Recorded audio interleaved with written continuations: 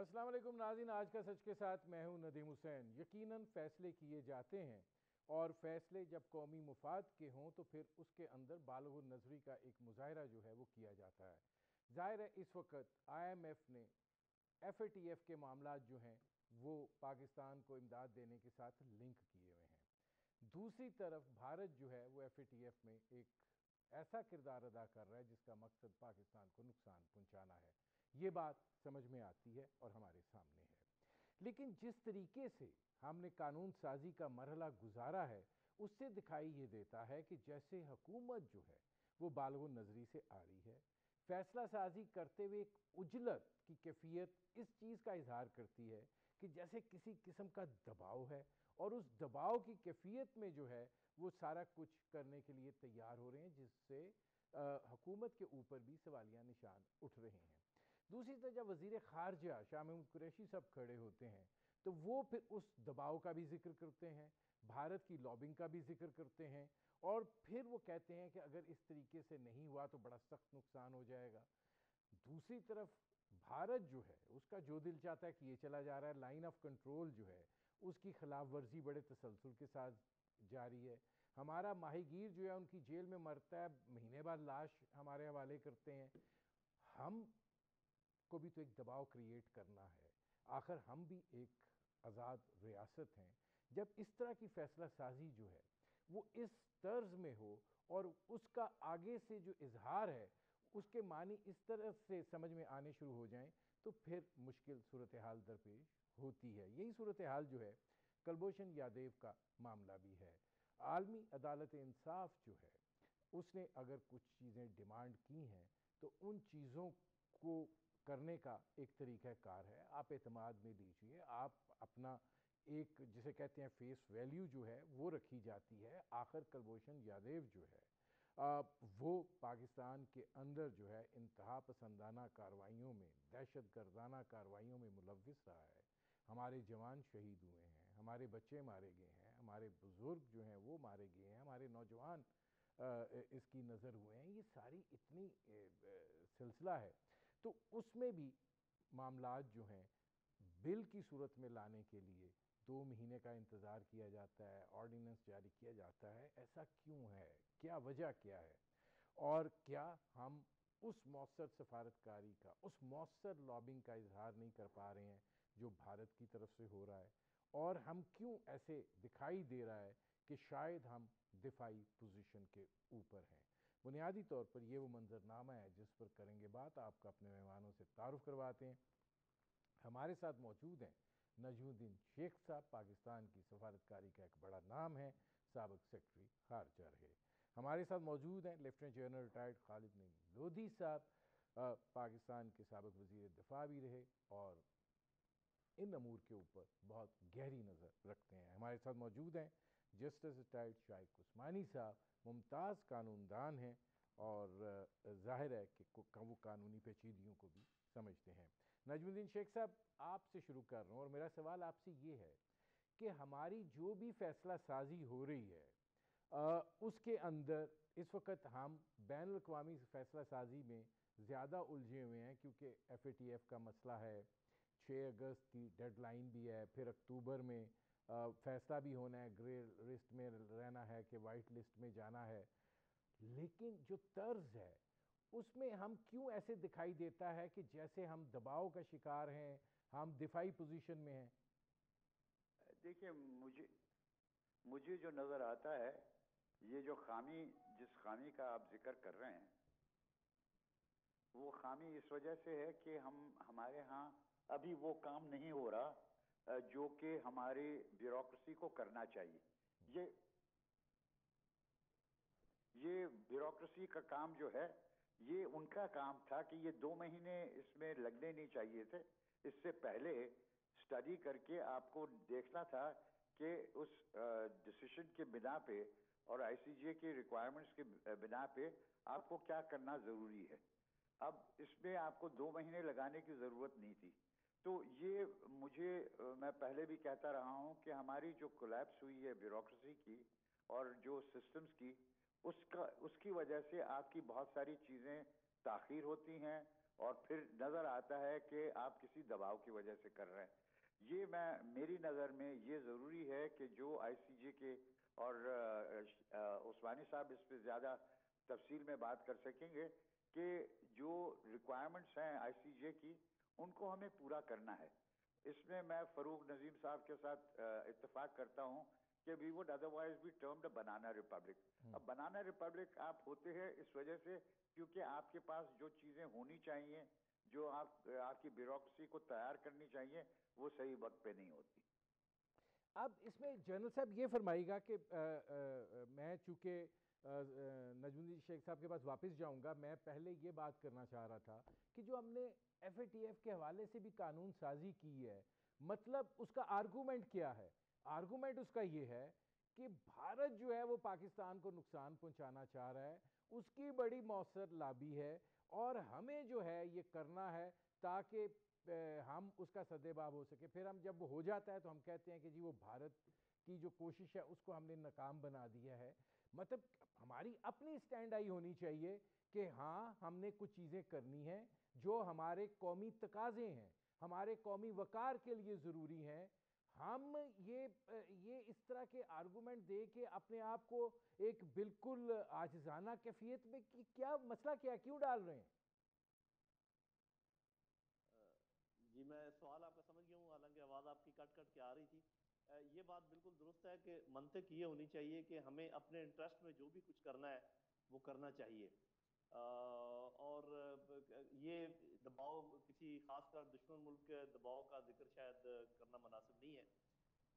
F A T F کے بارے میں ایک بات کہہ دوں کہ ایف اے ٹی ایف، اور یہ بات کوئی ڈھکی چھپی نہیں ہے، یہ ایک پولیٹیکل ٹول ہے جس کو استعمال کرتے ہیں یہ بڑے ممالک باقی لوگوں کو اپنے رائے راست پر لانے کے لیے. گو کہ جو وہ بظاہر جو ڈیمانڈ کرتے ہیں وہ چیزیں لاجیکل ہوتی ہیں اور ان کی ریکوائرمنٹ بھی ہے. ابھی آپ دیکھیے کہ اگر آپ لسٹ دیکھیں ملکوں کی کہ کون سے ملک بلیک لسٹ میں ہیں، کون سے ملک گرے لسٹ میں، تو آپ کو پتہ چل جائے گا کہ جہاں بھی امریکہ، مغرب کے کچھ ممالک اور جو G15 کے باقی ممالک ہیں وہ جو چاہتے ہیں پولیٹیکلی ان کے اوپر وہ دباؤ ڈالتے ہیں. نارتھ کوریا ہے، ایران ہے، ہم لوگ ہیں. تو میرا خیال ہے کہ یہ ہمیں، اور ایک بات میں اور جس کا ذکر میں کر دیتا ہوں، میرا اپنا تجزیہ ہے، اللہ بہتر جانتا ہے، آپ آگے جا کے خود دیکھ لیجئے گا. ایف اے ٹی ایف کی گرے لسٹ سے آپ نہیں نکل سکتے جب تک کہ افغانستان سے امریکہ نہ نکل جائے. وہ انہوں نے گارنٹی یہ دی ہوئی ہے، آپ سمجھے کہ ہماری سیف ایگزٹ ہوگی تو آپ نکلیں گے ایف اے ٹی ایف سے. یہ صاف ظاہر ہے یہ بات کسی نے کہی نہیں ہے، لیکن یہ میں کہہ رہا ہوں اور اپنے تجزیے کی بنیاد پہ کہہ رہا ہوں. باقی یہ ہے کہ یہ باقی چیزیں دکھانے کے لیے ہوتی ہیں، ہمیں ہر وہ کام کرنا چاہیے جو کہ ہمارے انٹرسٹ میں ہے. ابھی جو قانون سازی ہوئی ہے اس میں آپ کو پتہ ہے یونائٹڈ نیشن سیکیورٹی کونسل کی جو قراردادیں ہیں ان کے ان لائن میں لانے کے لیے ہم نے کچھ رد و بدل کیا ہے قوانین میں، وہ درست ہے.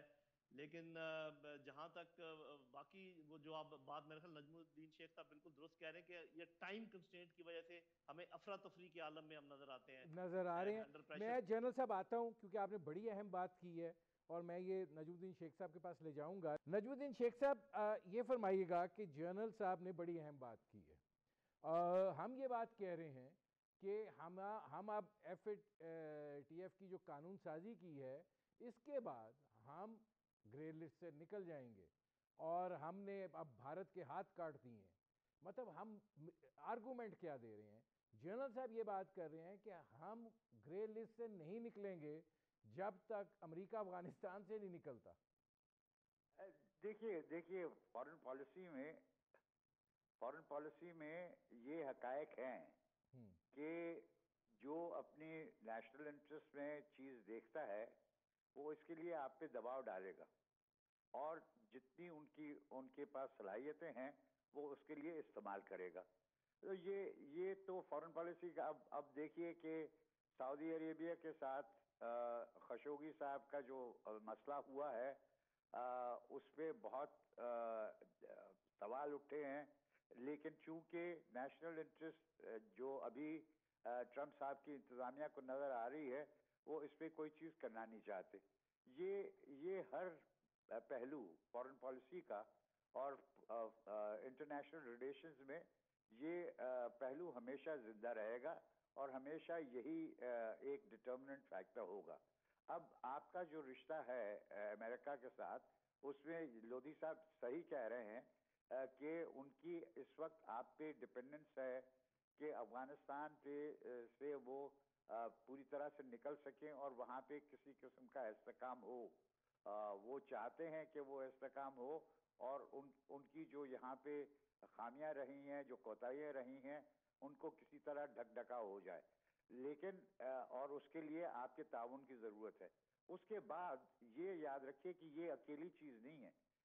ان کے لیے ایک ان کے جو نیشنل انٹرسٹ کا ایک پہلو ہے وہ یہ ہے کہ ساؤتھ ایشیا میں 2 نیوکلیئر پاورز ہیں اور ان کے درمیان کسی قسم کا تنازع اس حد تک نہ بڑھے کہ یہ نیوکلیئر فلیش پوائنٹ بنے. تو یہ دونوں چیزیں مد نظر رکھتی ہیں امریکہ کو اپنے نیشنل انٹرسٹ کے تحت. تو یہ کس قسم کے اس سے دباؤ پیدا ہوتے ہیں وہ اس پہ منحصر ہے کہ آپ میں اقتصادی طور پہ کس قسم کی طاقت ہے کہ آپ اس کو ریزسٹ کر سکیں. تو اس وقت وہ طاقت معذرت سے کہنا پڑتا ہے کہ اس وقت اس طاقت کو آپ نے بلڈ نہیں کیا ہے. اور میں ہمیشہ سے کہتا رہا ہوں کہ صاحب پہلی چیز یہ کیجئے کہ آپ اپنے یہاں سرمایہ کاری کروائیں اور آپ اپنی اکانومی کو بلڈ کریں. اور وہ اکانومی آپ بلڈ کر سکتے ہیں. آپ کے پاس بہت سارے ریسورسز ہیں کہ آپ بلڈ کر سکتے. شیخ صاحب مجھے ایک بریک لینا پڑ رہا ہے. ناظرین ہماری گفتگو جاری ہے، ایک مختصر سے کمرشل بریک کا وقت ہوا ہے. ملتے ہیں اس وقت کے بعد.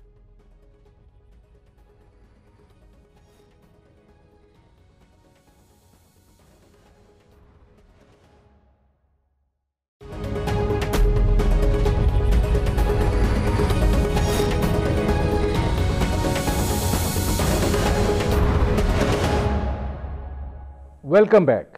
اب اس میں جنرل صاحب یہ فرمائیے گا کہ جو شیخ صاحب جو بات کر رہے ہیں وہ اپنی جگہ پہ، لیکن میں ذرا یہ جو کیفیت ہے، یہ جو ہماری مطلب ایک ایسی حکومت ہے جس کو ہر طرح کی سپورٹ حاصل ہے، اس کے باوجود کام کرنے کا طریقہ کار ایسا ہے کہ ایسے لگتا ہے کہ ہمارے ہاتھ پاؤں باندھ کے ہمیں دھکا دے دیا گیا ہے کہ آپ یہ کریں. اجلت ہے. پھر ایک دم ایک ایسی ہیجان انگیزی کی کیفیت پیدا ہو جاتی ہے کہ جیسے یہ نہیں ہوا تو خدا نہ خواستہ ملک کے اوپر کوئی آفت آ جائے گی. یہ مطلب یہ کیا طریقہ کار ہے؟ یا مجھ سے پوچھ رہے ہیں؟ جی ہاں جی، دیکھیں بات یہ ہے کہ جو آپ باندھنے والی بات کر رہے ہیں نا، یہ حکومت صرف پاکستان باہر سے نہیں بندھا ہوا. ابھی جیسے نجم الدین شیخ صاحب بات کر رہے تھے، اکانومی کی بات تھی، یہ اندر سے بھی بندھا ہوا ہے. مطلب جو آپ کے حلیف ہیں، جو آپ کے ساتھ لوگ ہیں، وہ ایسے کاموں میں مصروف ہیں جس کا کہ لیجسلیشن سے کوئی تعلق نہیں ہے، جس کا کہ نیشنل انٹرسٹ کے اوپر بات کرنے سے تعلق. بہت کم لوگ اس پہ کام کر رہے ہیں، یہ بھی پرابلم ہے. لیکن ایک بات کا میں ضرور ذکر کروں گا، وہ یہ ہے کہ دیکھیے انٹرنیشنل پالیٹکس، جیو اکانومی اور جیو اسٹریٹجی، یہ تینوں چیزیں آپس میں انٹرمنگلڈ ہیں، آپس میں گندھی ہوئی ہیں اور ایک دوسرے کو ری انفورس کرتی ہیں. اس میں کوئی شک نہیں کہ جب ایک سٹرینڈ ویک ہو تو باقیوں پر اثر پڑتا ہے. لیکن میں یہ نہیں مانتا کہ ایک سٹرینڈ کی ویکنس کی وجہ سے آپ باقی 2 سٹرینڈ کا استعمال ہی بند کر دیں اور آپ کہیں کہ جی چونکہ ہماری اکانومی ٹھیک نہیں ہے لہذا ہم کچھ بھی نہیں کر پائیں گے. یہ آرگومنٹ میرا خیال ہے کہ درست نہیں ہے. ہمیں لیوریج کرنا چاہیے. اکانومی بلڈ کرنے کے لیے بھی آپ کو جیو پالیٹکس استعمال کرنی پڑتی ہے، آپ کو بلاکس کا استعمال کرنا پڑتا ہے، آپ کو اپنے انٹرنیشنل ریلیشنز کو انہانس کرنا پڑتا ہے، تب جا کے لوگ سرمایہ کاری کرتے ہیں. ان کو آپ کو کانفیڈنس دینا پڑتا ہے اور ٹرسٹ دینا پڑتا ہے، وہ ساری چیزیں. دوسرا جو آپ کی پوزیشن ہوتی ہے وہ جیو اسٹریٹجک پوزیشن، اس کو بھی آپ لیوریج کرتے ہیں اپنی اکانومی کو بلڈ کرنے کے لیے، اپنی پالیٹکس کو آگے بڑھانے کے لیے. تو یہ جو آرگومنٹ ہے نا کہ جی جب تک آپ کی اکانومی ٹھیک نہیں ہوتی اس وقت تک آپ کچھ نہیں کر سکتے، اس کو میں بائی نہیں کرتا. ٹھیک ہے جن صاحب میں آتا ہوں اس کا ایک اس میں، امپیکٹ ہے. جن صاحب میں آتا ہوں. اچھا اس میں نجم الدین شیخ صاحب یہ فرمائیے گا کہ ظاہر ہے ایف اے ٹی ایف کے حوالے سے پاکستان گرے لسٹ میں ہے، ہمیں قانون سازی کرنی تھی. یہ قانون سازی ماضی میں بھی ہوتی رہی ہے، لیکن آپ چونکہ سیکرٹری خارجہ بھی رہے ہیں اور پاکستان کا وزیر خارجہ جب یہ کھڑا ہو کر کہے کہ جی ہمیں خطرات لاحق ہیں، ہمیں بڑا نقصان پہنچ سکتا ہے، भारत बड़ी ज़बरदस्त लॉबिंग कर रहा है। क्या ये चीज़ को पुश करने के लिए ये तरीक़ाकार है कि हम अपने आप को बिल्कुल बेबस और बेकस जो हैं वो पेश करें? क्या हमने अगर एक काम करना है तो अपने लिए भी तो करना है ना, अपने मुल्क के लिए भी करना है, अपनी रियासत के लिए करना है, कि हमारी हैसियत नहीं है कि हम ये खड़े होकर कहें कि ये काम हमने इसलिए करने हैं कि हम बैनुल-अक़वामी बरादरी का हिस्सा हैं। ये तर्ज अपनानी आपके नज़दीक दुरुस्त है? और फिर इतना हिजान पैदा कर दो कि बस क़यामत आ जाएगी जल्दी ना किया तो? देखिए ये एक पेश करने का तरीका है। मेरा अपना ख्याल ये है कि आपको इस पे फोकस नहीं करना है कि भारत पे इसका क्या असर होगा, या भारत को आप किस तरह, भारत की जो मनूवरिंग है उसको आप कैसे शिकस्त देंगे। इस पे फोकस इस पे होना चाहिए कि ये हमारे अपने इंटरेस्ट में क्या है और ये हमें करना है। और ये आपको उन्होंने लिस्ट दी हुई है, आपने फला चीजें की हैं, फला चीजें रहती हैं, और उस पे अगर आपको एतराज़ात हैं तो वो एतराज़ात उनके साथ डिस्कस करें। उस डिस्कशन के लिए आपको मौके फराहम होते हैं, और इन बिटवीन अक्टूबर से पहले भी आप उनके साथ इनफॉर्मल वर्चुअल मीटिंग्स करके कुछ सवालात का जवाब दे सकते हैं, कुछ को आगे बढ़ा सकते हैं। देखिए इसमें मेरा कहना ये है कि आपके पास प्रिपरेशंस होनी चाहिए। आपने बहुत कुछ किया है, अब आपकी बैंकिंग में खास तौर पे जो नो योर कस्टमर का जो हिसाब किया है उससे बहुत लोगों को दिक्कत भी हो रही है, लेकिन उसके साथ आपकी बहुत सारी इम्प्रूवमेंट्स आ गई हैं, आपकी डिजिटाइजेशन से बहुत सारी इम्प्रूवमेंट्स आ गई हैं। उन पे आपको फोकस करना है कि इनकी वजह से अब जिन खामियों का आपने जिक्र किया है उन खामियों को हमने किसी हद तक मीट किया है, और अगर नहीं किया है तो आप हमारे साथ डिस्कस करें कि हम इसको कैसे आगे बढ़ा सकते हैं। उनके पास एक टीम है जिसके साथ ये डिस्कशन हो सकती है। इसमें सियासी पहलू रहेगा। देखिए मैं ये नहीं कह रहा कि सियासी पहलू नहीं होगा, लेकिन एक सब्सटेंटिव पोर्शन है, एक सियासी पोर्शन है। आप सब्सटेंटिव पोर्शन को हल कर लें तो सियासी का बहुत कम असर रह जाएगा। मैं आता हूं, मुझे एक ब्रेक लेना पड़ रहा है। नाज़रीन, हमारी गुफ्तगू जारी है, एक मुख्तसर से कमर्शियल ब्रेक का वक्त हुआ है, मिलते हैं इस वक्फे के बाद।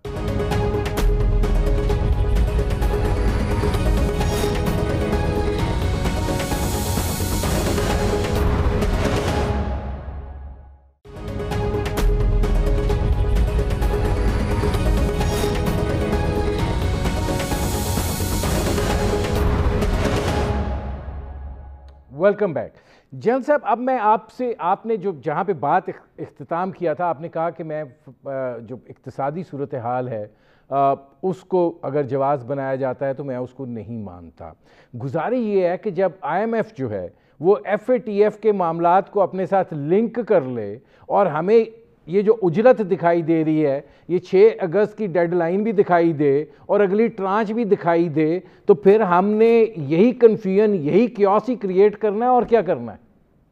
नहीं, ये तो खैर बात दुरुस्त है कि जब आपकी वल्नरेबिलिटी इतनी ज़्यादा हो जाए, कमज़ोरी इतनी ज़्यादा हो जाए कि फिर, और एक तो होता है ना कि इंसान या किसी इंस्टीट्यूशन या मुल्क का कमज़ोर होना, और एक होता है उसका एक परसेप्शन, उसको बढ़ा देना। देखिए ये जो फिगर वर्क है ना कि जी हमारे एक्सपोर्ट इतनी है, इंपोर्ट इतनी है, वो डेफिसिट है, हमारा आमदनी इतनी, ये बिल्कुल सारे दुरुस्त हैं, इसमें कोई शक नहीं है। लेकिन इसके साथ साथ ये भी याद रखें कि हम वो मुल्क हैं जो अपना खुराक में खुद कफील है, जिसको अल्लाह ताला ने काफ़ी फ्रेश वाटर दिया हुआ है। गो कि ठीक है हम स्ट्रेस में जा रहे हैं, लेकिन अभी भी बहुत सारे मुल्कों के मुकाबले में हमारा फ्रेश वाटर काफ़ी है। हम हर किस्म का फ्रूट पैदा करते हैं, हम सब्जियां पैदा करते हैं, हम यहाँ पर गोश्त पैदा करते हैं, तो इतने हमारे हालात ख़राब होने नहीं चाहिए। मतलब लॉजिकली जैसे हमारे घुटने लगे हुए हैं ऐसे लगने नहीं चाहिए, जिसका ये मतलब है कि कुछ इकोनॉमिक हिटमैन भी यहाँ पर कार फरमा हैं जो हमारे घुटने लगाने में मावनत कर रहे हैं हमारे दुश्मनों की। और मैंने तो ये देखा है, अल्लाह करे कि इस दफ़ा IMF का प्रोग्राम हमें निकाल ले इस भंवर से, कि IMF का प्रोग्राम अक्सर इसकी कामयाबियां भी हैं, इसमें कोई शक नहीं है, अक्सर मुल्कों को मजीद मुसीबतों में घेरता है। और पाकिस्तान की मैं जनरल साहब आता हूँ, اب اس میں نجم الدین شیخ صاحب یہ فرمائیے گا کہ اب FATF کے حوالے سے تو قانون سازی ہو گئی، دونوں بل، انسداد دہشت گردی کا ترمیمی بل بھی اور یہ اقوام متحدہ کا ترمیمی بل بھی جو ہے منظور ہو گیا. آپ کیا سمجھتے ہیں کہ وہ میں ذرا واپس جا رہا ہوں کہ جنرل صاحب کی بات جو ہے وہ زیادہ وزن رکھتی ہے کہ وزیر خارجہ شاہ محمود قریشی صاحب کی یہ امید جو ہے وہ زیادہ دکھائی دیتی ہے کہ ہم اب گرے لسٹ سے نکل جائیں گے؟ دیکھیے یہ اسی پہ منحصر ہے. وہ لودھی صاحب نے صحیح کہا کہ دیکھیے اس کے دو پہلو ہیں. ایک تو سبسٹینٹیو پہلو ہے کہ کون سی چیزیں ہیں جو آپ کو کرنی ہیں. دوسری سیاسی پہلو ہے جس میں آپ پہ دباؤ رکھنے کا ایک یہ طریقہ ہو سکتا ہے. اب آپ سبسٹینٹیو کو میں دہرا رہا ہوں کہ اگر آپ سبسٹینٹیو کو پوری طرح سے ایڈریس کریں گے تو سیاسی کا ویٹ بہت کم ہو جائے گا. یہ میں نہیں کہہ رہا کہ نہیں ہوگا، وہ رہے گا، لیکن سبسٹینٹیو اگر آپ نے کر دیا تو پھر مشکل ہوتا ہے کہ آپ سیاسی رکھیں، خاص طور پہ اگر آپ یہ نہیں چاہتے کہ پاکستان کے ساتھ رشتہ بالکل بگڑ جائے.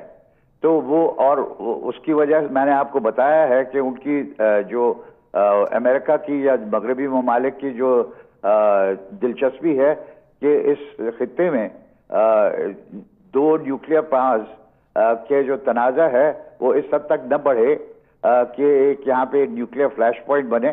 اس کے لیے وہ چاہیں گے کہ پاکستان کے ساتھ رشتہ ایک حد تک بالکل نارمل ہونے کی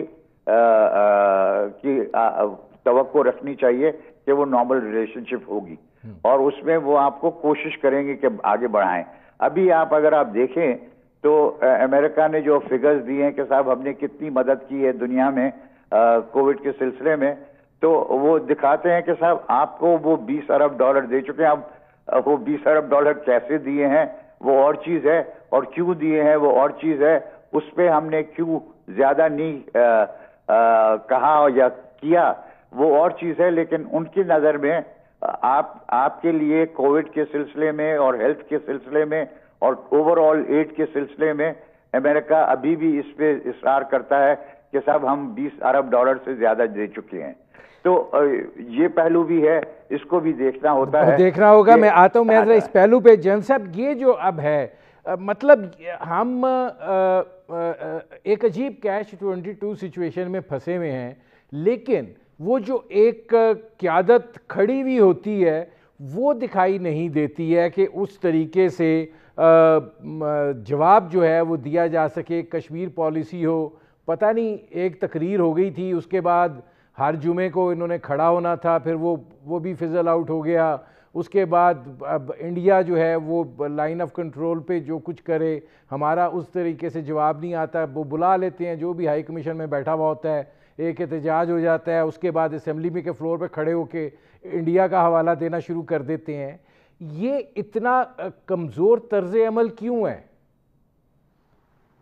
دیکھیں پہلی بات تو یہ کہ جو تو ڈپلومیٹک منورز ہوتے ہیں، ڈپلومیٹک اوورچرز، ڈپلومیٹک جو کام کرنا ہوتا ہے وہ تو کرنا ہی ہے، اور وہ میرا خیال پاکستان بڑے اچھے طریقے سے کر رہا ہے. اور آپ کو چاہے کچھ بھی کہیں آپ کو شاباش دینی ہی پڑے گی ہمارے فارن آفس کو کہ وہ کافی انہوں نے اس میں کام کیا ہے. لیکن ڈپلومیسی ہراول دستہ ضرور ہے آپ نے جو بھی کام کرنا ہو، لیکن ڈپلومیسی الٹیمیٹ سلوشن نہیں ہے. Diplomacy alone is not the solution. ہم صرف کوشش کر رہے ہیں ڈپلومیٹک سرکل میں، جبکہ ہندوستان نے جو کام کیا ہے وہ پالیٹکس میں بھی کیا ہے. جب انہوں نے اس کا سٹیٹس وغیرہ چینج کیا ہے وہ ان کی انٹرنل پالیٹکس ہے، ہم نے کچھ ایسا کام نہیں کیا. انہوں نے ملٹری طور پر بھی ہمیں دبایا ہوا ہے. روز یہ کہتے ہیں، یہ نجم الدین شیخ صاحب جو کہہ رہے تھے کہ دنیا کو یہ فکر ہے کہ 2 نیوکلیئر ممالک ہیں، لیکن میرے اپنے خیال میں دنیا کو اس وقت وہ فکر نہیں ہے. اس کی وجہ میں آپ کو بتاتا ہوں، کیونکہ ان 2 نیوکلیئر ممالک میں سے ایک ملک کا رویہ بہت اگریسو ہے اور دوسرے ملک کا رویہ بالکل ڈیفینسو ہے. تو اس لیے دنیا کو بھی کوئی فکر نہیں. اگر یہاں سے بھی اگریسو پوسچر ہوتا اتنا ہی جتنا ہندوستان کا ہے تو دنیا ضرور پریشان ہوتی. بلکہ یہ جو آپ سوال پوچھتے ہیں نا، بہت سارے لوگ پوچھتے ہیں کہ دنیا کو فکر کیوں نہیں ہے کشمیر کی، تو میرے بھائی دنیا کو فکر اس لیے نہیں ہے کہ دنیا نے دیکھ لیا ہے رویہ آپ کا کہ ایک طرف اوفینسو ہے دوسری طرف ڈیفینسو ہے، تو ان کو پتہ ہے کہ یہاں کچھ نہیں ہونے والا. اگر ہم بھی تھوڑا سا اوفینسو اپنا رکھتے رویہ تو شاید دنیا کو یہ پریشانی ہوتی. دوسری یہ دیکھیے کہ کشمیر کا معاملہ آپ نے کہا، اس وقت کتنی اعلیٰ سچویشن ہے کہ ادھر سے پریشر چائنا کا ہے، ادھر سے مزاحمت جاری ہے مقبوضہ کشمیر کے اندر، ادھر سے ہم بیٹھے ہوئے ہیں. اب دیکھیں جیسے وہ وہاں پر لوگوں کو بسانے کی کوشش کر رہے ہیں، تو ہم بڑے آرام سے یہ کوشش کر سکتے ہیں چین کی مدد سے کہ کشمیر میں پاپولیشن سینسس کروایا جائے دونوں طرف، تاکہ نہ ہم چینج کر سکیں ڈیموگرافک پیٹرن، نہ ہندوستان چینج کر سکے ڈیموگرافک پیٹرن. تو ہم نے شور تو مچایا ہے کہ جی وہ یہ کر رہے ہیں وہ کر رہے ہیں، لیکن یہ جو کنکریٹ سٹیپ ہے یہ نہیں لیا ہے کہ ہم ڈیمانڈ کریں کہ جی جان صاحب میرے پاس 1 منٹ رہ گیا، میں یہ کمنٹ ذرا شیخ صاحب سے بھی لے لوں. نجم الدین شیخ صاحب، یہ بڑی امپورٹنٹ بات ہے کہ ایک کا ایگریسو ہے، ایک کا ڈیفینسو ہے، دنیا کو پتہ ہے کچھ نہیں ہونا، ہم بھی اسی راستے پر چلے جا رہے ہیں. ہماری مجبوریاں کیا ہیں؟ دیکھیے ابھی جو میں نے کہا آپ سے کہ ابھی جو بھی مداحمت ہو رہی ہے ہندوستان کی، وہ ہندوستان کی اندرونی صورتحال پہ اور خاص طور پہ کشمیر پہ جو مداحمت ہو رہی ہے وہ اس پہ ہو رہی ہے کہ آپ کشمیریوں کے ساتھ زیادتیاں کر رہے ہیں. کسی نے ابھی معذرت سے کسی نے علاوہ اویسی میں کسی نے یہ نہیں کہا کہ کشمیر ہندوستان کا حصہ نہیں ہے. یہ ابھی تک ڈسپیوٹڈ ٹیریٹری ہے اور یہ صرف UN ریزولوشنز کی بات ہے. تو ہمیں یہ بھی دیکھنا ہے کہ جو ان کے ساتھ جو ان پہ ابھی مشکل آئی ہوئی ہے وہ اس وجہ سے آئی ہوئی ہے کہ دنیا کہتی ہے کہ آپ کشمیریوں کے ساتھ جو ٹریٹمنٹ کر رہے ہیں وہ غلط ہے. یہ نہیں کہہ رہے کہ صاحب آپ کو کشمیر میں ہونا نہیں چاہیے، کشمیریوں کو اپنے رائٹ آف سیلف ڈٹرمنیشن ملنا چاہیے. یہ دیکھیے پہلے کہہ دیا تھا بہت زمانہ پہلے اپنے ریپرزینٹیوز پاکستان امریکہ کے کہ صاحب much water has فلون across through the Indus since the time of the UN resolution. تو وہ اس جگہ سے ہٹ چکے ہیں اور وہ اکیلے نہیں ہیں. شیخ صاحب میرا چونکہ وقت ختم ہو رہا ہے، بہت شکریہ نجم الدین شیخ صاحب، بہت شکریہ جنرل ریٹائرڈ خالد نعیم لودھی صاحب. ناظرین، آپ نے ہمارے پینل کے شرکاء کی گفتگو سنی، اب تک کے لیے اتنا ہی، اجازت دیجیے، اللہ حافظ.